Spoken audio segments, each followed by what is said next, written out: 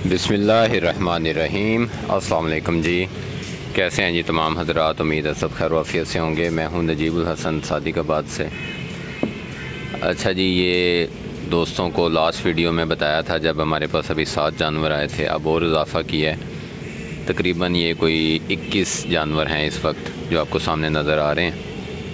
और इनको मंडी से ला के उसके बाद जो जो प्रोटोकॉल अपनाने पड़े हैं, जो जो हिफाजती इक़दामात किए हैं, वो आपके साथ शेयर कर देते हैं। मंडी से जानवर ख़रीदना और उसके बाद उसको पाल पाना, ये इतना आसान काम नहीं है, जो एक हकीकत है। सबसे पहले तो जो जानवर मंडी से ख़रीदना है, आपको पता है कि वैसे तो हम इस्लामी जमहूरिया पाकिस्तान में रहते हैं, लेकिन यहाँ एक चीज़ बड़ी आम है जो हमारे आम तौर पे तकरीबन हर दूसरे बंदे के मुंह पे एक जुमला भी होता है, जी पाकिस्तान में सब चलता है। तो वहाँ जो सबसे ज़्यादा मेन चीज़ चलती है ना, वो चलती है धोखाधड़ी। जहाँ मंडी में देखा है कि सबसे ज़्यादा झूठ और ड्रामेबाजियाँ और धोखाबाजी जो है ना, वो मंडियों में, जहाँ कारोबार ज़्यादा है, जहाँ पैसे की चलत ज़्यादा है, वहाँ बेईमानी सबसे ज़्यादा है। तो वहाँ से जानवर अच्छा ख़रीद लेना, जो जानवर कंज ना हो, जो जानवर किसी तरह का बीमार ना हो, जिसमें कोई फॉल्ट ना हो, ये अपने आप में एक कह लें कि एक इम्तिहान है जिसमें अल्लाह ने कामयाब किया। इसमें काफ़ी एफ़र्ट शामिल है। खैर, इसके बाद जी जानवर आ गए हैं, और जानवर लाने के बाद हमने कोशिश की कि जानवरों को अलग रखा जाए, दूसरे जानवरों में शामिल ना किया जाए। जैसे कि आप देख सकते हैं, हमारी दूसरी जो बकरियां वगैरह का साइड है वो नीचे है और साइड पे है, तो इनको अलग रखा गया। और अलग रखने के बाद दूसरी चीज़ जो की गई वो ये कि इनको ला के हमने बायोसाल लगाया, इंजेक्शन ट्रैवल करवाने से पहले भी लगाया, उसके बाद कोशिश की कि ला के जो 12 घंटे बाद दोबारा लगाया। बायोसाल इंजेक्शन जो है वो एक तरह का मल्टीविटामिन है जो जानवर को स्ट्रेस से काफ़ी बाहर लेके आता है। जब जानवर स्ट्रेस में आता है, ख़ास तौर पे बकरी जानवर, तो इसको उस वक्त इम्यूनिटी इसकी ड्रॉप हो जाती है और बीमारी के अटैक के चांसेस काफ़ी ज़्यादा होते हैं। अच्छा, उसके बाद हमने ये किया कि जब जानवर थोड़ा सा कह लें कि 24 घंटे गुजर गए, तो उसके बाद हमने इनको आइवरमेक्टिन लगा दिया, सारे इंजेक्शंस को। आइवरमेक्टिन जो है वो खाल के कह लें कि जहाँ खाल के और अंदरूनी कीड़ों वगैरह के लिए होता है, वहीं वो जरासीम कुछ भी होता है। तो ये जानवर जो मुख्तलिफ़ जरासीम का एक कैरियर बने होते हैं, तो एक दूसरे के लिए नुकसानदेह होता है, तो वो भी उससे काफ़ी कंट्रोल हो जाता है। वो लगाया गया जी। उसके बाद हमने इनको आते ही पालने की कोशिश नहीं की। ये एक बहुत बड़ी गलती होती है। जो भी भाई बाइट से जानवर ख़रीदते हैं, वो जब लेके आते हैं उनका दिल करता है कि अब बस मैं इसको जो है ना वो फ़ौरन मोटा ताज़ा कर दूँ, और मोटा ताज़ा करने के चक्कर में अक्सर नुकसान कर लेते हैं। जानवर जब बाइट से आता है, आपको उसकी मेडिकल हिस्ट्री का नहीं पता, आपको उसकी जो फीड हिस्ट्री है उसका नहीं पता, ये कैसे पला है, किस माहौल में पला है, किस खुराक पे पला है। तो उसमें जो सबसे महफूज सेफ़ कह लें साइड है ना खुराक, वो है खुश्क लूसन, जो कि आप देख रहे हैं अभी भी जानवरों के आगे है। हमने इनको कोई आते दाना नहीं दिया, कोई इनको वंडा जात कुछ नहीं दिया, सिर्फ इनको पानी दिया और लूसन दिया। और अल्हम्दुलिल्लाह किसी भी जानवर को मोशन या इस तरह के कोई मामलात नहीं बने, कोई अफारा नहीं बना, कोई इस तरह की चीज़ नहीं बनी। हाँ, कुछ जानवरों ने इतना पसंद नहीं किया जो कभी ड्राई मैटर खाते नहीं थे, उन्हें 2 दिन लगे, 3 दिन लगे। अभी भी कुछ जानवर हैं वो इतना खुश होकर नहीं खाते। ये आपके सामने ही खड़ा है, ठीक है। इसी तरह ये इधर एक बच्चा खड़ा है, 1-2 हैं अभी भी वो इतना नहीं खाते, लेकिन उसमें ऐसे भी हैं कि जो बड़ा अच्छे से खुश दिल से खाने लग गए। ये देखें, ये आपके सामने जानवर है, ये आपके सामने है। तो लेकिन जो मेन चीज़ है रिस्क फैक्टर, यानी रिस्क कम हो गया इसमें। ये नहीं हुआ कि आते ही जनाब हम उनके भारों की और उनकी डायरिया वगैरह की ट्रीटमेंट करने लग गए।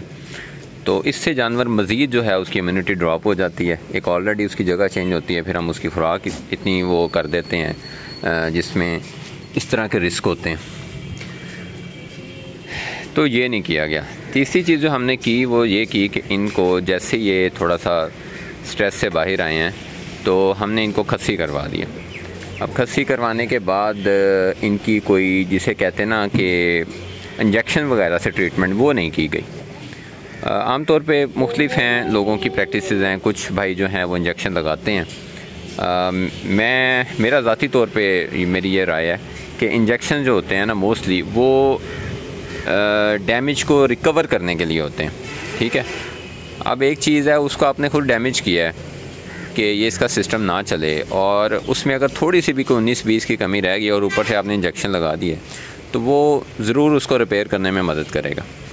तो इनको जी ब्रूफिन की गोलियां दी हमने और बर्फ़ की टकोर की, ये दिन में 2 से 3 बार की। जिसको ज़्यादा स्वेलिंग थी उसको 3 बार की, वरना 2 बार की। तो अब इनकी जो स्वेलिंग है वो भी काफ़ी कम हो गई है। जानवरों ने 2 दिन थोड़ा सा महसूस किया, लेकिन ये नहीं हुआ कि बिल्कुल खाना पीना छोड़ गए या बुखार होने लग गया, ऐसा कुछ नहीं हुआ। ठीक है, तो ये वाला जो एक मुश्किल एक कहीं मरहला होता है बकरे को ले के उसके बाद खस्सी करवा के उसके बाद उसको दोबारा खड़ा करना, उससे अल्हम्दुलिल्लाह जानवर बाहर आ चुके हैं। अब अगला मरहला आ गया था जी इसकी वैक्सीनेशन। आम तौर पे वैसे मैं ज़्यादा वैक्सीनेशन वगैरह नहीं करता, लेकिन क्योंकि ये जानवर मंडी से आए हैं और मंडी से आए जानवर जो है ना वो कैरियर होते हैं आपके मुख्तलिफ़ वायरल बीमारियों का। तो क्योंकि हम खुद भी इन्हीं जानवरों में घूम फिर के उधर उन जानवरों में चले जाते हैं, इसी तरह जो काम करने वाले लड़के हैं वो भी ये कुछ ही करते हैं, तो इतना ज़्यादा SOPs का ख्याल हम नहीं रख पाते। तो सबसे बेहतरीन जो फिर एहतियाती तदाबीर है वो यही है कि आप इनकी वैक्सीनेशन कर दें। तो इनकी जी कल शाम को हमने PPR से वैक्सीनेशन भी कर दी, PPR वैक्सीनेशन कर दी है।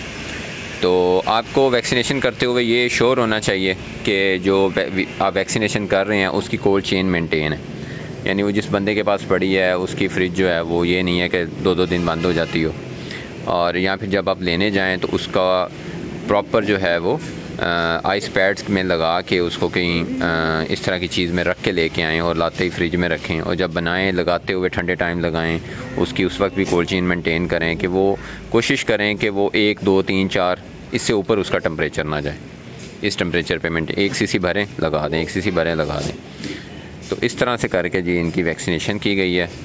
और अब जो अगला लाहे अमल होगा वो ये होगा कि अब आहिस्ता आहिस्ता हम इनको जब ये जानवर हमारे संभल जाएंगे ये सारी चीज़ों से, फिर हम इनकी एक बार डिवॉर्मिंग करेंगे। ख्याल की डिवॉर्मिंग हो गई है, अब इनकी इंटरनल डिवॉर्मिंग करेंगे दवाई पिला के, वो डिवॉर्मिंग करेंगे। उसके बाद जब उस चीज़ से ये जानवर बाहर आएंगे, ये सारा कुछ होगा इंशाल्लाह सर्दियों से पहले पहले। तो उसके बाद अगला प्रोसेस होगा कि फिर हम इनको आहिस्ता आहिस्ता वनडे वगैरह के ऊपर भी साथ में लेके आएँ। तो इंशाल्लाह तब फिर जानवर हमारे जो है ना वो ग्रोथ वाली साइड पे जाएंगे। अभी आप देख रहे होंगे कि ये रफ़ से आपको लग रहे हैं, बीच में कुछ कमज़ोर भी लग रहे हैं। तो इन चीज़ों को जब हम इन चीज़ों में पड़ जाते हैं ना कि यार ये जानवर क्यों कमज़ोर नज़र आ रहा है, तो इसको फ़ौरन मोटा कर लें। तो वो मोटा करते करते हम उसको मार लेते हैं। ना हमने भूखे मारने हैं, ना हमने रजा के मारने हैं। बड़े सब्र के साथ, बड़े तहम्मुल के साथ ये सारा प्रोसेस करना है। तो इंशाल्लाह जी कोई मामला जो है ना वो इस तरह का नहीं होने लगा कि जिससे नुकसान के का बायस बने। हाँ, कुछ चीज़ें हैं जैसे ही आपने जानवर मंडी से लेके आने हैं, तो हो सकता है ये अक्सर होता है कि आपने 10 जानवर लिए हैं तो कोई एक जानवर बीच में ऐसा होगा कि आपको 2 दिन बाद बताएगा कि यार मैं अपसेट हूँ भाई। तो उस पर आपने फिर ज़्यादा, क्योंकि आपका वो सारे जानवर दूसरे जो हैं ना वो भी आपका टाइम मांग रहे होंगे, तो अगर आप उस एक जानवर के पीछे पड़ जाएंगे ना तो वो 9 जानवर कंप्रोमाइज़ हो जाएंगे, उनका ध्यान कंप्रोमाइज़ हो जाएगा। तो उस वक्त आप कोशिश करें कि वो जानवर को टाइमली निकाल दें, उसी वक्त ही निकाल दें, चाहे वो वक्ती तौर पे आपको 5-10 हज़ार घाटा भी दे रहा ना दे दें। आप उसको रोक के उस पर परेशान हो के अपने बाकी जानवरों पे को जो है ना वो साथ में डिस्टर्ब ना करें। यही चीज़ मैंने किया। इतने जानवरों में एक जानवर थोड़ा डिस्टर्ब था, मैंने उसको वेरी नेक्स्ट डे मंडी में जाके बता के जी इस जानवर को ये मसला है। उन्होंने पहले 31,000 रेट लगाया, मैंने बताया कि इसको ये प्रॉब्लम है, उन्होंने कहा जी 23,000। मैंने कहा दें, हालांकि उसमें टोटल लॉस था हमें, वो जानवर हमें कोई 40,000 समथिंग का पड़ रहा था, लेकिन कोई टेंशन नहीं है उस चीज़ की, इसलिए कि वो ये रिकवर कर जाएंगे इंशाल्लाह। अगर मैं उस जानवर के पीछे पड़ा रहता तो उसके इलाज भी करता सारा कुछ, तो मैं इनको टाइम ना दे पाता, ज़हनी तौर पे फ्रेश ना हो पाता। तो ये कुछ चीज़ें मैनेजमेंट के हवाले से बड़ी अहम है, हमें थोड़ा सा ना इस मामले में सख्त किस्म के इक़दाम लेने पड़ते हैं दिल को मजबूत करते हुए। तो ये जी कुछ टिप्स थी भाइयों को, और जो अब तक हमारी एक्टिविटीज़ थी वो शेयर की हैं। बाकी आप सबसे दुआओं की अपील है, दुआ कीजिएगा जी, अपने जानवरों का गिरदोनवासब का ख्याल रखें, और ख़ास तौर पे जो इस वक्त फ़लस्तीन के मुसलमान हैं उनके लिए हर नमाज के साथ दुआ करें। फ़िलहाल हम शायद यही कर पा रहे हैं, कम अज़ कम इतना तो करें। ओके जी, अल्लाह हाफ़िज़।